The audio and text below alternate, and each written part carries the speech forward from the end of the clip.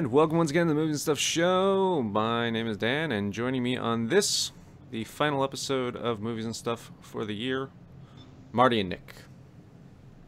Hey. Hope everybody had a Merry Christmas. Yeah. Yeah? Yeah. All right. Seemed to come fast. Santa heard last show, so he got me some new headphones and a new mic, so very good to me. It looks better, it sounds better, it still took us way too fucking long to get started. 9:04 is pretty good. It's actually kind know, of on time for us, isn't it? That's standard. You know. It's actually pretty good, right? Yeah. I don't know if anyone's in the chat this week. I'm assuming I have the chat enabled. Right. Maybe some new headphones, something where there was no messages or something. Right. Yeah, no messages yet. Let's just do a test. Test message. Let's see if it shows up on our screen. Okay, it shows up on the screen. Okay, great. Great. So there's just no one in the chat. That's fine. Which is sad because we have a very jam-packed show tonight.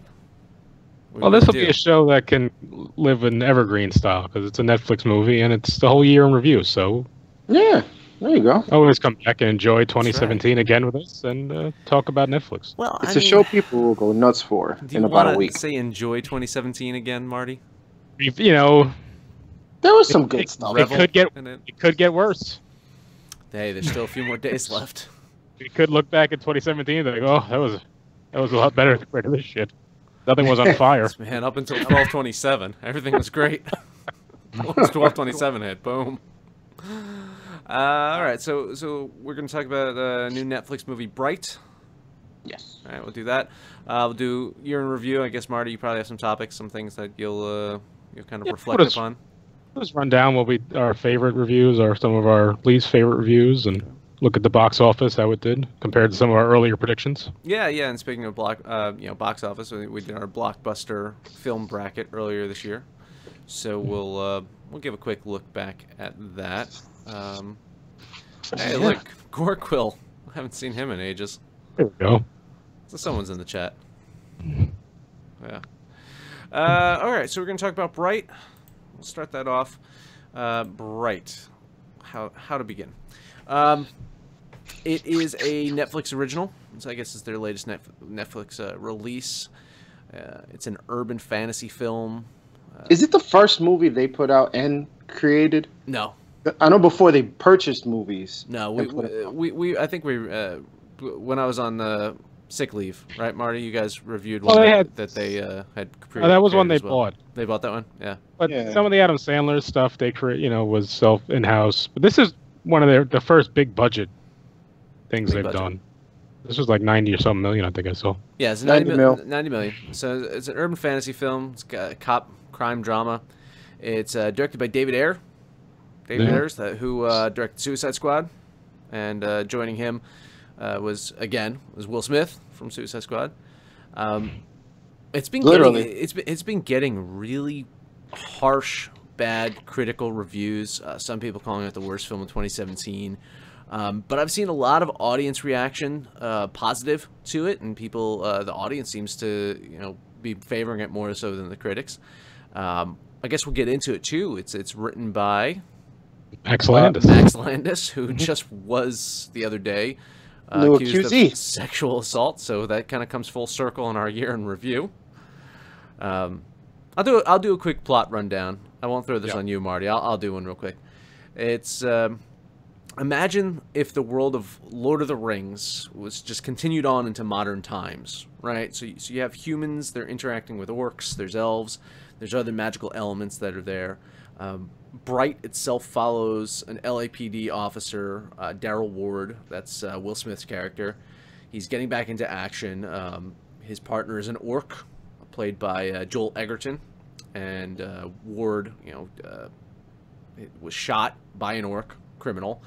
So it's him getting back into the groove with his orc partner. He doesn't want to be partnered with him. It's very end of watch. It's very blatant in the message that it's trying to get across in regards to the stuff that we've seen with All Lives Matter, Black Lives Matter, apparently Elves Lives Matter, Orcs Lives Matter, whatever. And during their routine kind of actions as cops, they stumble across like this huge plot, if you will, by this bad group of elves who are trying to raise the Dark Lord, who was defeated 2,000 years ago, and so he can kind of wipe out most of the world. So I mean, that's it in a nutshell. That's the plot in a nutshell. So before we get into the details, I think we agreed that we're going to do kind of a not spoiler heavy, but not heavy, but we have to get into some of the things, right? Because you know, we'll get into some of the things. But let's just start off with instant reactions, whether you liked it or not. Nick, you start off. I didn't hate it. I went into it thinking it was going to be the worst thing I ever saw, and I finished it saying I love the world, and I would love to revisit this world. But the movie itself, I don't know. I think it should have been a show. Instead of a film. Yeah. Marty, what about you? What are your thoughts? Actually, I'll touch upon that too. I actually thought as well. I thought it could have been a show because it deals with a lot of backstory that is a lot to cram into 2 hours. You know. Yeah. Because it sets this world up where everyone know it's just it's just there are orcs, there are fairies, there are elves, and there are great wars of 2,000 years ago that don't get mentioned, but they don't really explain. I think if you had some time to stretch this out over a series, you might have got more out of it. Also, just initial thoughts. So I like the concept of the movie, but I think it was still wrapped in a generic cop drama type movie.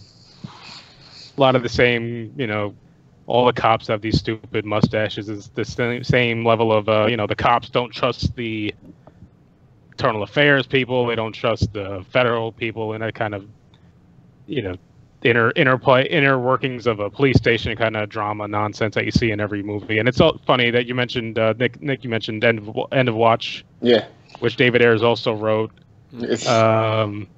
I didn't, not even realizing that he wrote as well. I got a sense of SWAT back in 2003, the remake of the show.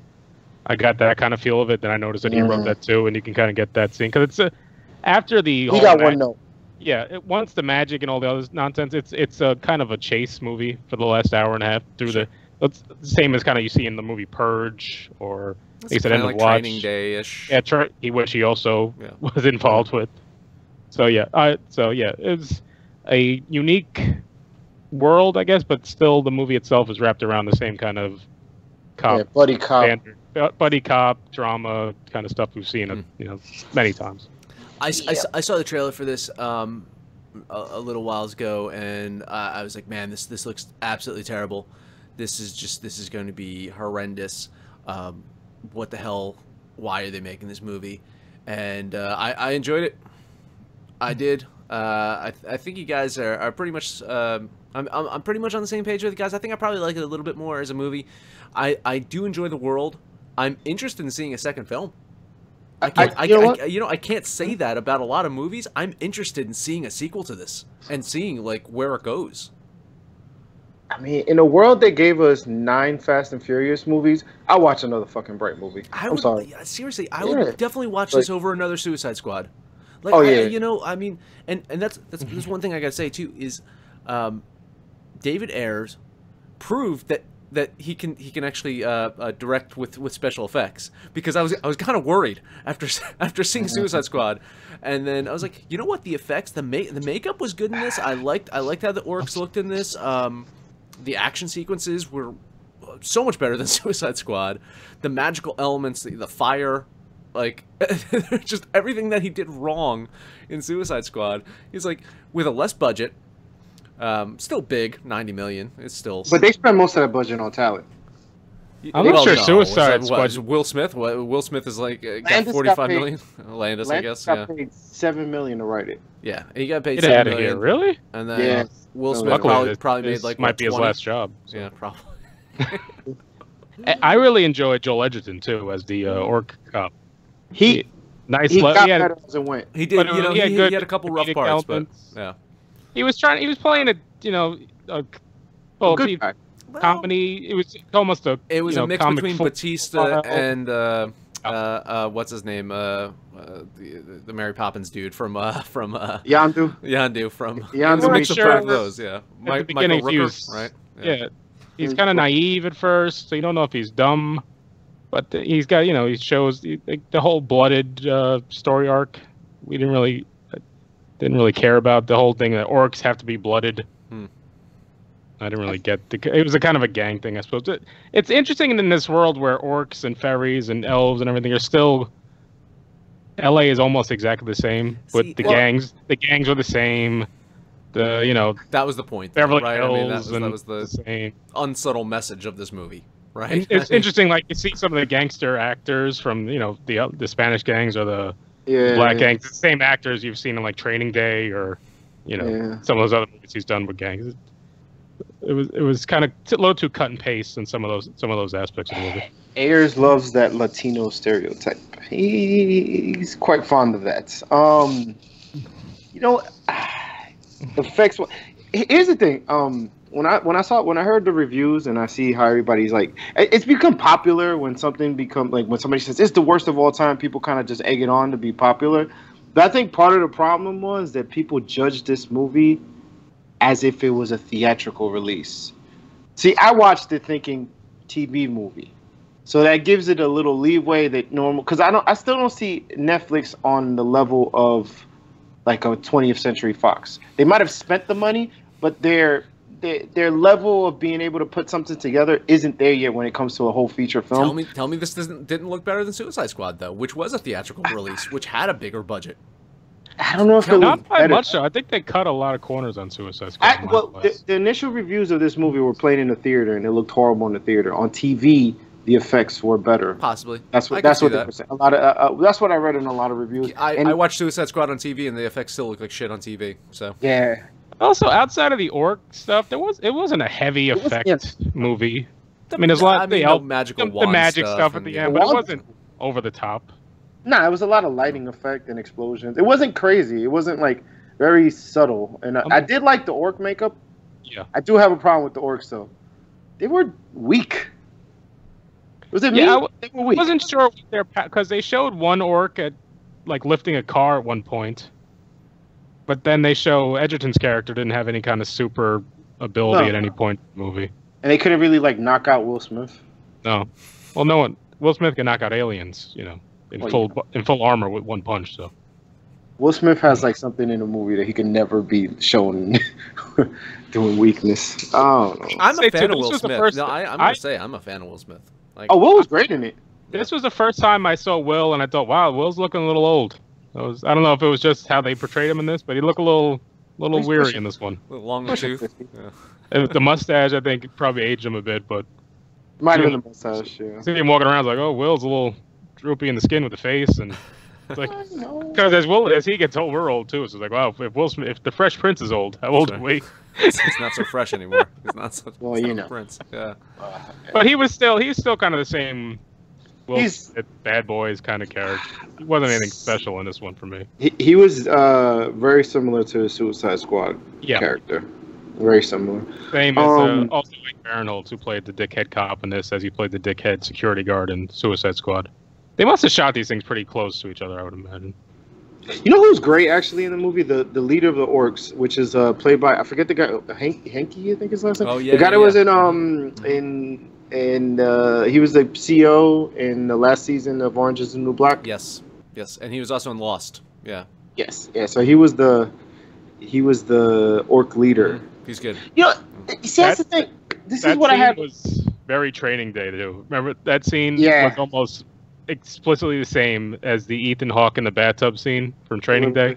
A little bit. Where they don't kill him because he saved the niece or something earlier that day, and then the orc son. But the orc son didn't kill him because he was the same. orc son didn't. Yeah, but that's right. It was almost like it. It wasn't exactly like it, but it was very similar.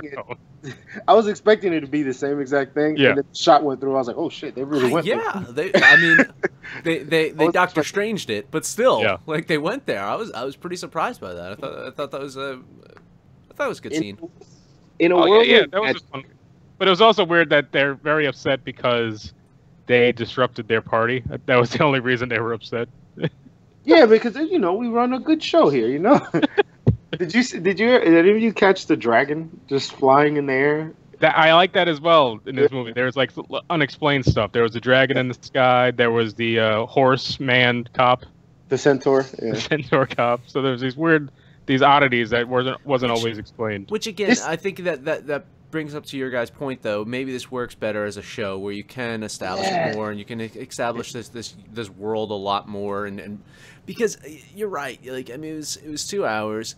But what works so well with, like, say, the Lord of the Rings movie was you got to see, like, that initial battle with Sauron, and you got to really, like, establish, like, what happened in the past.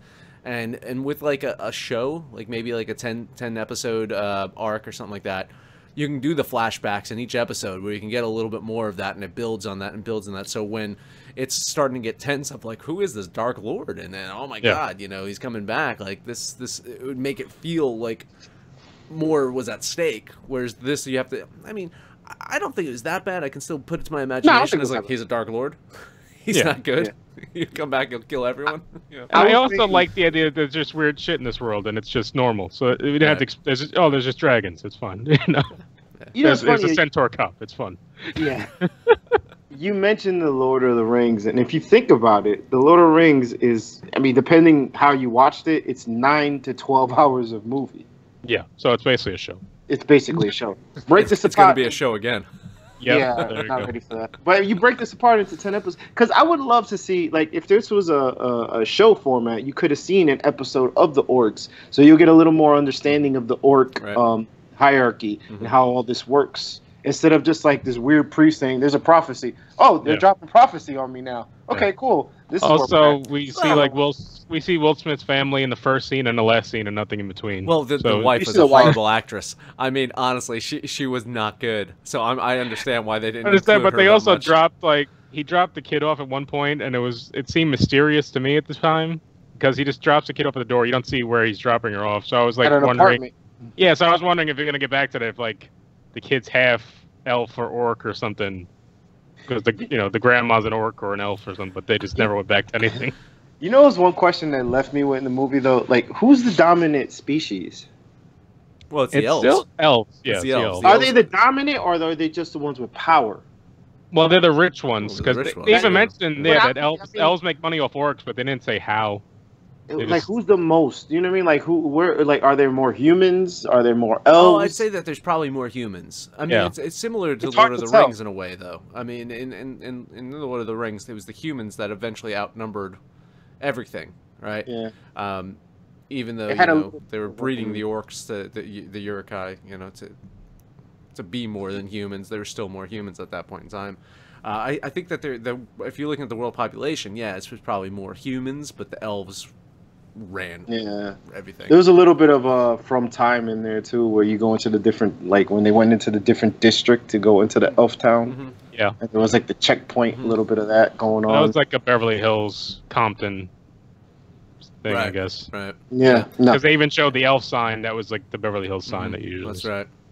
Yeah, I mean, I think that stuff was probably the stuff that annoyed me the most. It was so heavy-handed with it's like, we're going to hit you over the head with this message. It's not going to be subtle. And I think it could have worked being subtle if they tried to go that route. I think, it could have been a very underlying tone without... but this was just in your face. It's like, elves' lives matter. Yeah, I mean, it's just like, oh, come on, No, Bill. I don't think he said that. Come on. He said some lives. He said the lives matter. When he killed Fairy. Yeah, Fairy's lives don't matter today. Yeah. So it's just come on. That's just writing for the time, I know, but it wasn't necessary. But this is where I come at. This is a very Netflix decision, not a big studio decision. I don't think a bigger studio would have thrown that specific line, other than WB, because they threw that "I want BET" line in Suicide Squad. But like, yeah. Other than that, like, I don't think I think they don't have the process of weeding things out like a bigger studio, and this is why you end up with some of that like little nonsense in there. But like when you break it down at its core, I sat there, like the first time I watched it, I fell asleep. I'm not gonna lie, I was just tired. So then I was like, let me go back and revisit it. And then I'm like, I'm really getting into this. And I'm not loving what I'm watching, but I'm loving, I was into it. Like, listen, it was a movie I didn't want to turn off. You know, there's no point where I was like, oh, I'm going to turn this off. I was into it. I was into the plot. I was into the action. I like the characters. It's a movie that you can get into. Because I'm looking at the chat right now, and Robert Maley is saying, Will Smith plus buddy cop premise plus orcs equals no inclination to watch. Yes, on the surface, that sounds terrible. See, I think it sounds awesome. Terrible. A buddy cop movie. It just sounds like, oh, it's not, but it's not a buddy cop movie, right? I mean, it's in essence, they're not really buddies. They're not buddies, right? They don't want to be with each other. You know, it's more Lethal Weapon. Yeah, it's very Lethal Weapon 1. Yeah, I would say, because no one wants to be the partner of the orc, and they all hate the orc, and the cops like turning completely evil right away was. Well, but here's the thing: you you have to forgive that, given the they explain it. They're like, it's fucking magic. Mm-hmm. Yeah. Every dream you can have isn't. I mean, they don't know that they can't touch it, but this wand could do whatever you want, and it's like that would actually turn people. Like, in real life, if you find a magic wand that actually works, yeah, the corruption is gonna happen. Like, did you guys care that it was just called, a straight up wand and just magic? It wasn't anything like. I was fine with that. You didn't have to. The tomb of the whatever or the special. That's cool. It's just a magic wand. I prefer it to just be a wand. Getting a little spoiler here, I do have a question for you. Did you get the impression that Will Smith's character was special, or was was it Tiana or Tikana? Tika. Was she basically allowing him, like using a spell to allow him to hold the wand? No, because they dropped that line in. They dropped it earlier with the crazy guy with the sword. So I mean, that's what made me feel that it's like, okay, they got he's got to be special.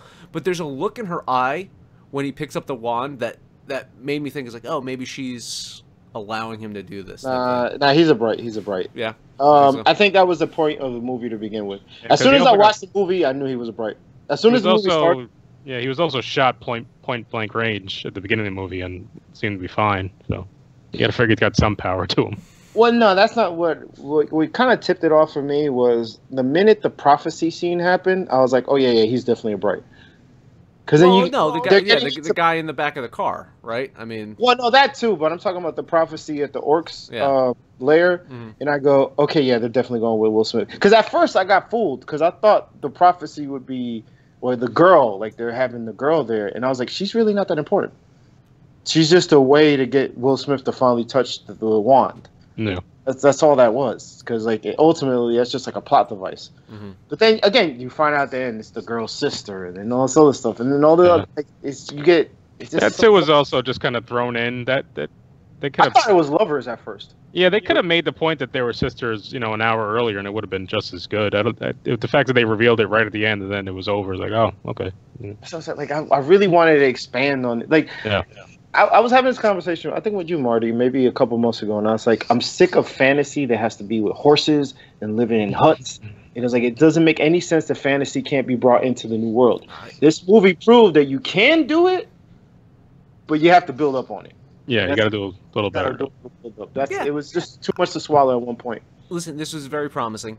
Again, I'm interested in seeing. I know they're talking about doing a follow-up to it. It's greenlit already. Yeah. But it just depends on now what happens with the Landis situation. It doesn't matter. They can bring in. Oh yeah, I mean, who would write? Someone have to write it. Yeah. Fucking Landis. Seriously, what was his big writing thing? Chronicle. Right. Yeah. Chronicle was great though. And the Triple H YouTube video. That was pretty good too. I think he did some Superman comics, right? Yeah. All American Superman. DC pulled some stuff from him today too. I saw. Mm-hmm. So, there hasn't been I don't think Netflix has really made much of a statement about it yet. His name isn't really attached to this, really. I mean, it's still in the credits in the beginning of the movie. It certainly is, but I mean, look at this poster right here from the director of Suicide Squad and End of Watch. Oh yeah, Will Smith, Joel Edgerton. You're not gonna put fucking Max Landis' name. No. He's not that big of a. He's already a little toxic. Yeah. He's a little bit toxic. Yeah, he's Twitter famous and YouTube famous, but for being a dickhead. Yeah. I don't think it will affect where they go forward. I do wish they do say, you know what, let's expand this world a little bit and not do an actual movie. Like, I would like to see them expand it. Or even just do, like, a mini-series. Like, just something that'll serve it well. Something. I just want them to return, I think. It would depend on what Will Smith's deal is and what they're, if they're signed on to these. A prequel would serve this well. Like if you go straight up, second movie it goes back so you can learn a little bit of the world. Not 2,000 years back, but like a little. Well, because they even mentioned the orcs. Edge says 2,000 years ago we chose the wrong side, but they didn't really say what the sides were. I guess it's the Dark, Dark Lord. Yeah, but they don't say who, what the fight really was. Or I guess it was the Dark Lord against magic. Could we assume that this is the Lord of the Rings world? It kind of. I mean, it's all. That'd be funny. I kept playing that. I kept playing that in my head. It's like, yeah, it's Sauron, right? I mean, because if you make it the Lord of the Rings world, then you forget the backstory, and then it all makes sense. That'd be funny. It's a weird way. Like, this is the Lord of the Rings world. Be like the Shyamalan Split movie, where at the end it's just Bruce Willis shows up, and it's like, oh. Yeah, like Bilbo. At the end of the next one, Aragorn is just in a vision or something. I mean, they Gandalf. used it. Gandalf comes in. Legolas says a picture of him somewhere. It's like, oh, our great elf leader. The elf cop, the magic task force.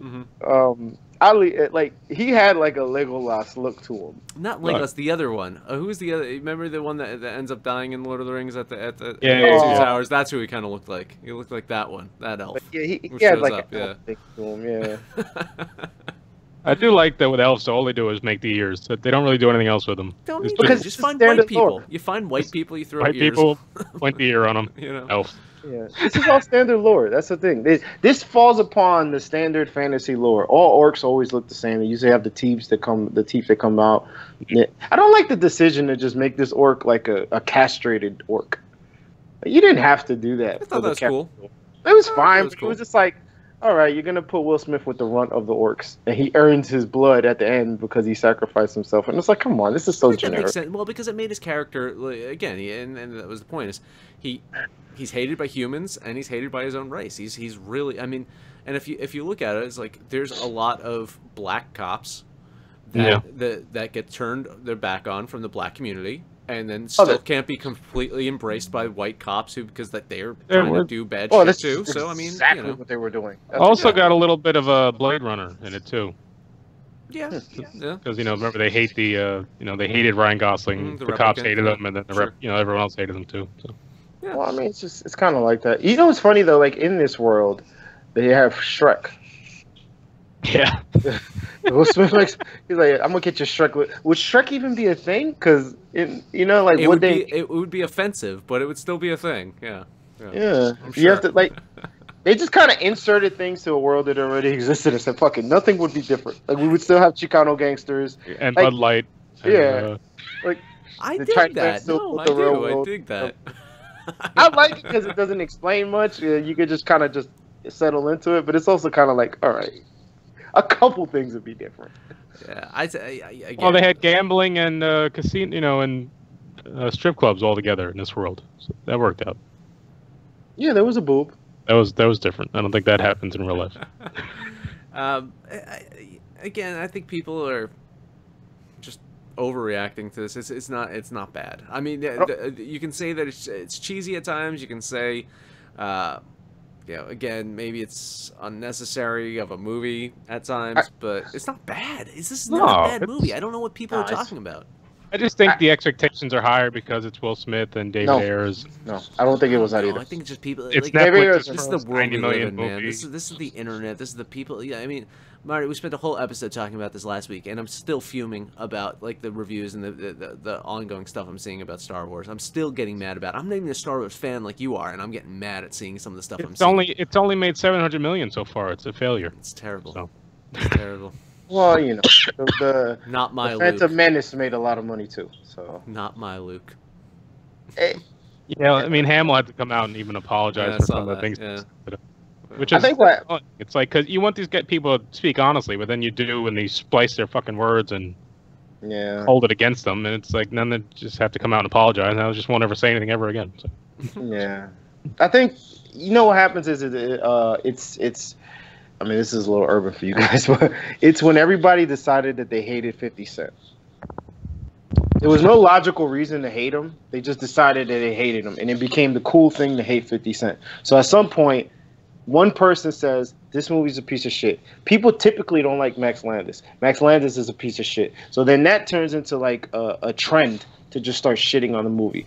Because I saw so many like joking tweets of like, oh, this was so bad that I'd rather watch the first 10 minutes of Blight again. And I'm just like, come on, it's not that bad. Like, I could name at least 10 movies worse than that. Like, I saw that top 10 list of worst movies, and they got this at number 1. I'm like, no. Dark Tower is worse than this. Freaking Fast 8 was worse. And the year that we got a 5th Transformers movie with Mark Wahlberg, you're going to tell me that Bright is worse than that? The fucking Emoji movie came out this year. No, stop it. It's just... People just are quick to make the joke. And I bet you 90% of the people that are making these comments didn't even watch the movie. I got to address the chat right now. Gurkhold, no, our drop in viewership has been happening all year. So Abe was here during the time of drop in viewership. It has nothing to do with Abe. Trust me. Our drop in viewership has been for about a year. Ever since we stopped interviewing people, that's when our drop in viewership started. So... there's we fluctuated through some decent views this year. We've had a couple of good episodes that popped up. Yeah. We hit 1,000 views on one of our reviews last week. We've had our horror movies reviews went pretty well. The horror, but horror always did good. I mean, even last year when we were doing that. Yeah. So anyway, you got to get people to join the notification squad. That's it. I mean, you get the notifications and then. Algorithms, man. YouTube's all about them algorithms. Yep. But yeah, man. Thank you for mentioning that. Nice. If I had to rate this movie, though, I would. It's in the 6-7 range, I would say. Yeah, I wouldn't tell you to go watch it in the theaters, but if it's on Netflix, it's Yeah, 6-7. An enjoyable Netflix movie. Yeah, if you got 2 hours to kill, definitely. I'd rather watch this than a multitude of things. I think it would have bombed heavily if it came out in theaters. There's no way it wouldn't have made 90 million back. I tell you that much. Justice League technically bombed. No, it would have made its money back. No, it wouldn't even. No, it wouldn't have made its money. All right, there you go. I was trying to think of the movies I saw this year. This is over Justice League. This is better than Justice League. Yeah. Justice League was fun. No. Justice League had like 2 good scenes. Piece of crap. No, Justice League wasn't as bad as Suicide Squad, though. That's true. Justice League is not. None of the DC movies age well, except for Wonder Woman so far. What are you talking, dude? Man of Steel ages really well. I almost don't count. And I will fight everyone over BVS. I just watched it again this past week. It's brilliant. BVS is fantastic. I love it. Absolutely love it. Okay. I mean, I don't hate it, but I'm just saying I don't think amazing. It ages. No, it's great. I can't watch it without thinking they should have done this better. Not that movie specifically, but they should have done the build up to that movie better. Yes. They should have marketed and they should have done a lot better. Yes, absolutely. I think one of the things, and I don't want this to turn into BVS to conversation. We got plenty to talk about. We still got our year in review to kind of get to. But the one thing I appreciated more about BVS is I didn't look at Eisenberg's character as Lex Luthor. Like, I just looked at him as... Because he's not. Kind of rich, kind of spoiled, maniac, the sociopath. And I loved it. I love the performance. That performance where he gives the Jolly Rancher, like as communion, Holy Communion, into the senator's mouth. It's like, man, such a good scene. He was great in his little post-credit scene, and Justice League was great. Yeah. One problem. How do you drink piss without smelling it? Just saying. That was a little stupid. I don't think she drank it. It was just on her drank it. She drank it. No, but I think it was covered. She drank it. Okay, I swear it was covered. Yeah, she drank it. And it's written on it. Weird, and then she read it. I don't think I'll have to look back, but I don't think she drank it. I think she took a sip and then noticed it tasted weird and then read it. But regardless of the fact, I mean, yeah, it wasn't horrible. I mean, whatever. Okay, so we got Bright, pretty good movie. Check it out if you can. It's all right. 1 thumb up, I'd say, Yeah. What are you gonna do? 1.5 thumbs? Are you gonna do like, 1.5 thumbs up? On a watch it scale, Yeah, watch it. Yeah, on a scale of should you avoid this at all costs, or if you could watch it, you can watch it. I mean, it's definitely not avoid at all costs. No. Right. Okay. What else we got? Year in review. We can run down our start least and then go to favorite movies we've seen this year. Okay. We go with that. All right. I would say the movies at least that we reviewed, because there was some shit this year that we didn't review, because I mean, yeah, sure. Shit. The worst movies this year were like Emojis and Chip. I saw emojis. Did you see him? I saw emojis. Okay. Yeah. Oh, you did see emoji. I remember you saw it. I Yeah. saw emoji. I saw it on my chips. pen. I didn't see chips. I didn't see Baitwatch. Yeah, those are the standard worst of the year. Actually, the worst we reviewed, I would go with Ghost in the Shell. Ooh, I forgot about that one. Yeah, that was this year. That was this year, and really, it was like the beginning of the shitty stretch of movies we got this year. Oh, let's see. The Shitbuster season. Yeah, they all came out in the same time period. Yeah, that Dark Tower. Because we talked about Ghost in the Shell for a while. We had high hopes for it. It just didn't deliver really on any level. I see. Yeah, Ghost in the Shell is the worst. I think it was boring. Between that and Justice League for me, but I think Ghost in the Shell was worse than Justice League. Yeah, that was just like I said. Ghost in the Shell was just boring. Nothing happened. I was disappointed in Alien Covenant, but yeah, it wasn't bad. Like there's some really good parts of Alien Covenant. I want to rewatch it. I want to give it a second shot. I can't say that with Ghost in the Shell. I'll never watch Ghost in the Shell again. I'll give Alien Covenant another shot, right? Yeah, but no. I wasn't blown away by the Apes movie. That was kind of a disappointing ending for me. It was the name. Yeah, it was the name. If they switched the names around, I think you would have liked the movie. I think we talked about that when we watched it. Yeah. Yeah. Mm-hmm. There was a lot of big blockbusters here that just didn't deliver me. That the Kong Skull Island, we had, which wasn't bad. It wasn't bad, but it wasn't great. It was just like when we saw the trailer show, I think, wow, that's gonna be great. And you saw, I was like, all right. No, I got exactly what I expected. Superhero movie wise, I think the worst one we saw this year. Says Justice League. He'll say Justice League. I'm probably gonna go with. I really didn't like Thor. Thor was I like better Thor. than Justice League. Yeah. I like Thor. Thor was better than Justice League. I mean, overall, I wasn't crazy about Spider-Man, but Spider-Man's got some good stuff to it. I love Spider-Man. Oh, see, I wasn't nuts about it, but it's got some good stuff to it. And Michael Keaton was great. It's just rough. In the year that Logan comes out, you can't. It's hard to top Logan. It's hard to top. Even Logan, you forget Logan came out this year. It's so long. It seems so long ago. It does seem so long ago, but it was really good. Logan was really good. Well acted and just Logan was great. So good. Logan easily gets into the top 3 comic movies easily. Yeah, it's Logan versus Wonder Woman for best superhero movie. No, I'm talking about in general, like of all time. All time. Wow. Okay. Yeah, it's up there, man. I don't know. It's not even my favorite X-Men movie. It's like it's hard just for me to say that. Really? Yeah, I'm a first classer. I like first class. Robert Melee is asking Ghost in the Shell worse than the Love Witch, Marty. Ooh. Love Witch is redeemable in that. Love Witch is very redeemable. There's some nudity. Well, there's quasi nudity in Ghost in the Shell. There's a shape. There seems to be. Did you see it? There's another movie coming out that seems like Ghost in the Shell. Did you see the trailer for that? Yeah. So it's about Ready Player One. No, not that. There's some girl with huge eyes. It's like half. Oh yes. It looks like the same fucking movie. Yeah. The trailer was before Star Wars. Yeah. Yeah, I saw it. And even in Ghost in the Shell, Scarlett Johansson's played that character like 3 times now, with the Lucy, and even her Black Widow was kind of like that. Or she can just fight. She doesn't always know how. She's No, Black Widow was a trained assassin. Okay. Yeah, but got the blankness to her. Those are the bad. What were the good? I know what my favorite one of this year was, and you'll call me crazy. You're gonna say Disaster Artist? No, Mother. Mother? Oh yeah, Mother. It's so hard for me to judge Mother because it's just so different than everything we watch. I know. Yeah. So you might be surprised at my favorite. It just kind of lives on its own. Some of the smaller movies I really liked this year was the 3 Billboards Outside Missouri. Yeah, I like that one. Yeah. Mm-hmm. Dunkirk and Darkest Hour are like the same. Dunkirk's two really sides good. of the same for me, and I really like both of I those. didn't watch Dunkirk because I missed out on watching it in the theater, and I feel like I didn't get the experience. Nope. If it gets, listen to me though. Yeah, but you watched it too. You really enjoyed it on the small screen. Yeah. I watched it on an airplane, Nick. Yeah. And I gotta say, like, the movie itself is so claustrophobic that watching it on a small screen, feels at home. you felt like you were on that boat, and you felt like very claustrophobic with it. So I mean, I agree with you. I want to see it on the big screen. If they re-release it again, I would like to. But I think this plays better on a small screen than something like Interstellar.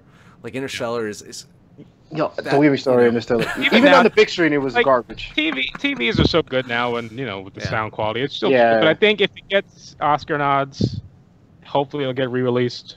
Because it did get re-released a month ago or so in IMAX. Yeah. So I would go see it again in IMAX. I didn't see it in IMAX first time around. But that and Darkest Hour were really good for me. Secretly, my favorite this year was Baby Driver. That was another one. I loved that movie. Really loved Baby Driver. Like, that was really a surprise hit of the year.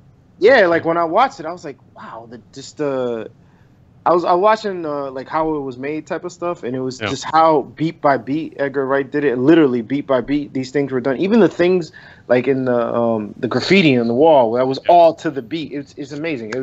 It's a technical masterpiece if you really think of what he did, and I just enjoyed it. Though I got problems with it, but it'd be interesting to see if when they put it out on DVD, they'll screenshot Christopher Plummer in for Kevin Spacey.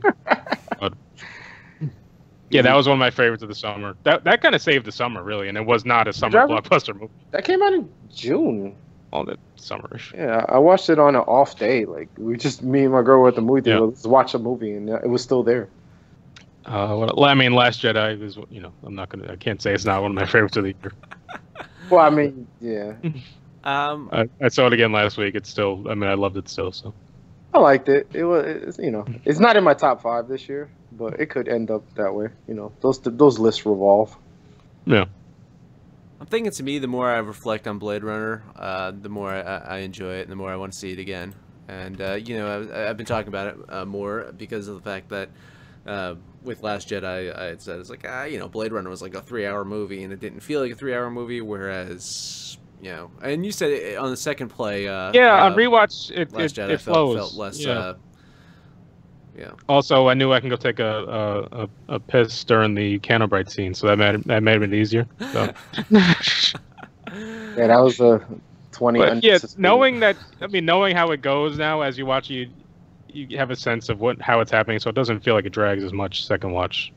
But I didn't feel like it. Blade Runner did drag for me, so maybe if I rewatched it, it wouldn't. But there were stretches that I was like, all right, we still got an hour and a half of this. Let's pick it up here. I don't know. The more I reflect on Blade Runner, the more I like it. Dunkirk, absolutely great. Mother, just. There were so many movies this year where I enjoyed, but the endings I didn't like. And I think Blade Runner fell into that. I think Mother fell into that. Oh, Mother's ending was fantastic. So the superhero movies this year, even the ones I liked, I didn't like the endings. Especially like Wonder Woman, we don't think we liked the ending on that one. The generic light in the sky. I didn't mind the Spider-Man ending. Justice League. The ending was Logan had a good ending. Yeah, Logan had. I almost like. It had an actual ending. Actual ending. Yeah. You don't get actual endings in comic movies. Logan was definitive. It's over. Couple movies. All right, so I didn't see Get Out in the theaters. I saw that on HBO. I saw that in the theaters. I didn't love it as much as. Yeah, it's fun. I was talking to Robert Melee today, and he said that he was watching it last night and couldn't get into it. I have it DVR'd. I haven't had a chance to watch it yet. I'll give it a shot. Okay, well, maybe I could say this and you guys can't. But the thing, follow me. The thing with Get Out, I think it was good, but a lot of the buzz was a racial thing. Yeah. Sure. Yeah. And a lot of it was because of the racial undertone, and a lot of people gravitated to it because, hey, I'm black, this is for us, type of thing. And I also think I'm not putting it in the top 5 of this year, though. I liked it, but it's not some of it is, it's like terrifying when you think of social context, but it's when people say that it wasn't a comedy or there's no comedy there, that's bullshit. There's plenty of comedy there. There was a lot of comedy in that movie. And it's also got a a horror movie. For comedy. It's not a horror movie, really. Well, I'm interested in seeing it because I do like the 50s kind of sci-fi horror movies. And it's a thriller. Seems more along those lines of what's going on there, where it's, It's almost its own genre, to be honest with you. Yeah, it's almost like its own thing. Because there's a lot of commentary there. There's the horror aspect. Literally what the 50s horror and sci-fi movies were like. Yeah. And also, I must say, I didn't love the movie, but the theater experience was really fun, and it's been crazy that it stayed at #1 of the box office all year. But Beauty and the Beast back in March, I really enjoyed it, and I'm shocked that it set the bar at. I think it made 500 million in the U.S. and a billion, 1.2, I think, worldwide. Are you really shocked? I'm shocked that I'm not shocked that it made that much money. I'm shocked that it hasn't been caught yet. Because I thought the Furious movie almost caught it. Furious Right? No, but that made all $1 its billion. money. Yeah. That made all its money overseas. But in a year where we didn't even talk about Guardians. In the year where we had Guardians, Spider-Man, Thor, Justice League. And That's why. Star Wars will catch it by next week. Probably. You think so? You think Star Wars is going to catch the? It's at 400 it today. It's at 400 already. Yeah.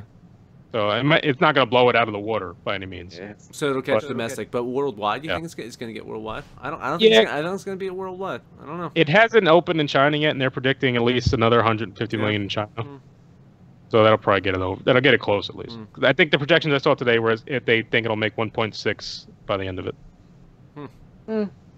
What did Force Awakens make? 2.2. 2.2, 2.3. Yeah, it was I mean, they're only saying the bad things about the box office or Jedi as comparing it to how ridiculous the money the Force Awakens made. Really. Sure, and again, the Force Awakens had something that Last Jedi can't have. It was the first Star Wars movie in a long time, and it was the anticipation because of the prequels and all that stuff. I am worried about the Star Wars franchise though. After Rogue One, Star Wars Last Jedi is not the fans' biggest favorite, and what's the next movie coming out? Is Han Solo. And that gets me a little bit worried. And then it's what? It's a year and a half until the next movie. But Solo has a built-in excuse in that I think Avengers opens 2 weeks after. So they're not going to make a huge amount of money on that one. I tell you. Surprised Disney is shitting in their old bed that way. Disney shouldn't even release it. I think everything I've read lately said they're happy with what Howard did with it. Don't do it. You know what? They don't release it, they still kill it next year. Oh yeah, they'd be fine if they. But fine. I mean, they don't release that. They own everything. Don't. But that's the mistake Star that Wars has made any further. That's the mistake they made with Justice League, in that they just stuck to the date and rushed it out, regardless of how bad things are going. Where if they could have just pushed it back another 6 months and maybe fixed it, but. That again, the fact considering he reshot like 80% of the movie already. So. Yeah, I think I'm thinking Solo was completely reshot. Oh yeah, terrible. Maybe, I don't know. I can't judge it too much. I haven't heard much about it. It's 5 months away. And we haven't seen a trailer yet. So. Yeah, that's what I'm saying. It's kind of like that's even if it comes out in 5 months. Because at one point we were still waiting for a Gambit movie, which which was gonna happen maybe, and now that this new Fox Disney deal, it's great that it's not happening. Do you think that the next Avengers Infinity War movie is gonna have X-Men in it? No, I do. No, I think some X-Men are gonna show up in it. Nah, because those movies are already written. I would not be surprised if there's a Wolverine cameo or something. I think we're gonna see some X-Men in it, because maybe a mention. I tell you, I think we're gonna see a couple people. No, I think you'll see Fantastic Four pop up before they integrate. Or Silver Surfer. Because, there's gonna be something in there. Because those are characters very essential to those original storylines that they're working with. So it'd be a nice way. Now that they own them, they can actually just fold them right in, and you can finally do some of those characters some justice. I think they'll wait for the X-Men just because I think they're gonna have to replan what they do with the X-Men. They have to do everything. Because inserting X-Men into the world of the MCU is way more complicated than you think. It's like a New York-based thing, mutants, and you can't. That lore is too much. It's too much. Well, there are still 2 X-Men movies coming out, right? We still have the Phoenix, Rise of the Phoenix, Rise of the Phoenix, and the Mutants. The New Mutants, Mutants, and Deadpool 2, and Deadpool. So you got 3 coming out. Yeah, if you count Deadpool. What I would love to see is them because now that you own all the characters, you can actually just have Deadpool just as an Easter egg pop up in the after credit scene. It's just like, hey guys, look who's here. When does Ant-Man come out? That's next fall. Next July, I think. Is it next July? I thought it was next fall. I thought it's in that range. That's a goofy enough movie as it is, where you can kind of maybe throw in something.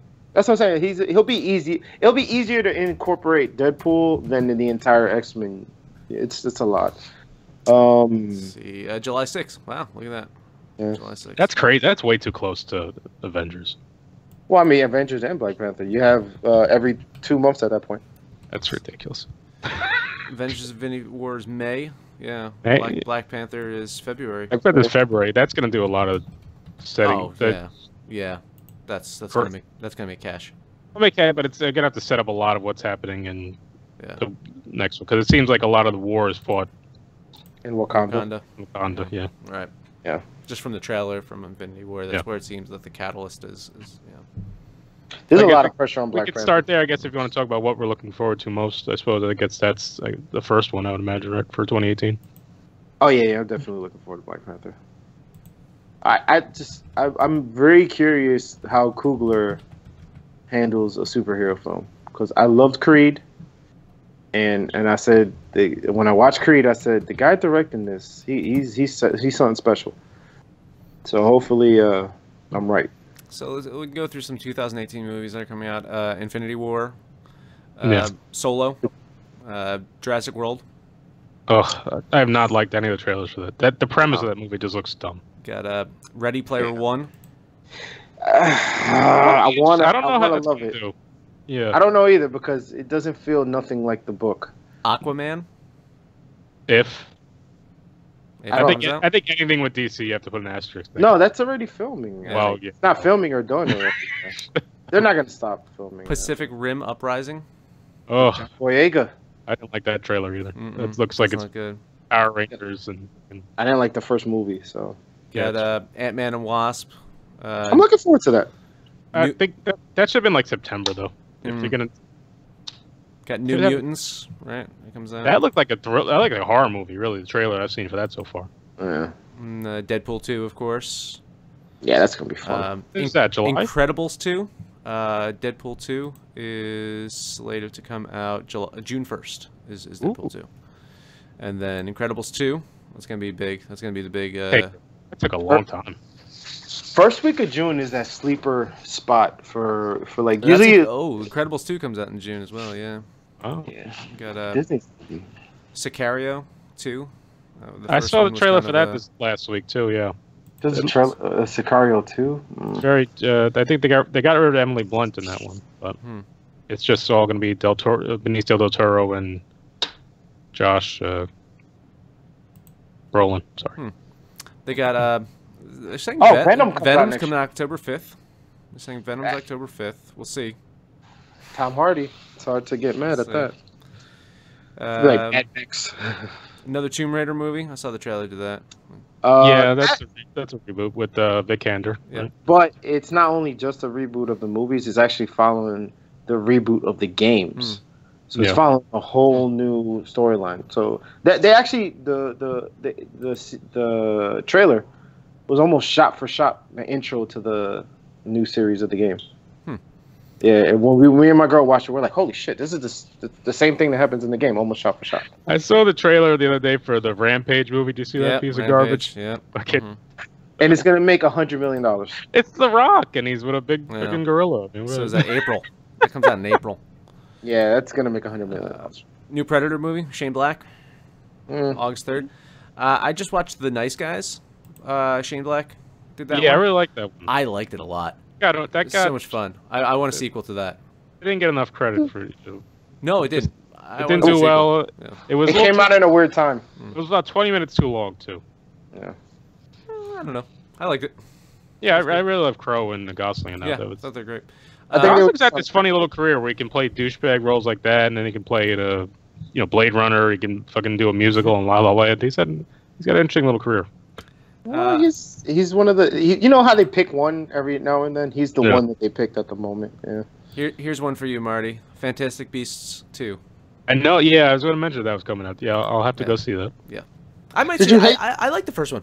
I enjoyed it. I thought it was fun. It's the same way. The modern setting. Yeah. It was the same thing I had with Harry Potter. I saw the first Harry Potter. I was like, okay, and then I only saw the last one. I didn't see the rest of them. Oh, really? And I saw this one. I was like, oh, that's nice, but I don't need to go back. And I was like, I'm not. And it's also interesting to see what they do because Johnny Depp's almost poisoned at this point. I don't think he's there yet. Oh, but he was because he was in the first wave of the allegations, so he kind of killed the whole Universal's whole fucking villain, super villain movie franchise they want to do this year. That's got to be the biggest disaster this year. That biggest story of the year, right? I mean, and I guess that leads into my question is, out of all this, who's the biggest surprise so far out of people that have kind of been named in all this? Is there a surprise? I'm not sure if there's a huge surprise. I'm not surprised by anybody. I think I'm surprised by how quick people were just, discarded, I suppose. No, I'm not surprised by that either. It's just how the world is now. House of Cards, gone in a day. That's that was Netflix's, golden fucking child, basically. He was cut out of a movie Orange in a day. Is the New Black, but yeah. Yeah. It was those two. That was the first two series. House of Cards left that steam. But that was a show that said, all right, you can go there and make good stuff. It got stupid at the end. I can't dispute that. But the fact that he was just kind of gone in a day almost. And the same thing with Louis Black. I mean, not Louis Black, Louis C.K. Sorry. He'll be fine. He was gone from FX in like 2 days. Yeah. His movie was just scrapped. He had a movie coming out and like 2 weeks later. Like, all right, no, we're just that one bummed me out the most because you got the 2 little girls and just, Yeah, it's just he's still worth $100 million. I know, but it bummed me out. Like that, I was kind of irked by that one. Like some of the news people we've seen this year are a little surprised. Matt Lauer was a little. Lauer. No, Matt Lauer always seemed like a jerk to me. Yeah, it's funny when like all the. After these announcements come out, like you pull up these clips from everybody. It's like, oh yeah, that's pretty douchey. And now you have context to everything. Like Louis C.K. has been telling us for years who he is, right. and nobody. You look back at Charlie Rose saying some things to women. It's like, oh, that's gross. That was weird. Yeah, that was weird. We've had a nice little. Max Landis was the first one in a while to kind of get outed again. I think a while? What's a while? I mean, 2 weeks. We had like one a day for a while there. I think somebody got accused the week before last. Not to say it's a surprise, but one of the biggest disappointments in all this is how stupid Matt Damon is. Every time he opens his mouth, he says something more stupid than the previous comment. You know what's funny? I kind of love Matt Damon. Shut up, Matt Damon. Just shut up. I love it for it. Yeah, downsizing did not do that well. Well, he made his comments with the Green show that they had on HBO. He made his little comments about diversity. Yeah, I think he means well. He just doesn't know how to word the things that he wants to say. Yeah. I don't think Matt Damon is like this dickhead, but I just think he's like Matt. But he was connected to he's connected to Weinstein pretty good. He's connected to Affleck is like his brother, or There's a lot of people connected to Weinstein. That's the problem with Weinstein. That's true too. Clooney kind of skated somehow, but because he's fucking George Clooney. I keep saying this. If Weinstein was Clooney, we wouldn't be talking about this, and the same thing would have happened. But we wouldn't be talking about it because it's like, oh, it's Clooney. Who wouldn't fuck Clooney? That's the thought process.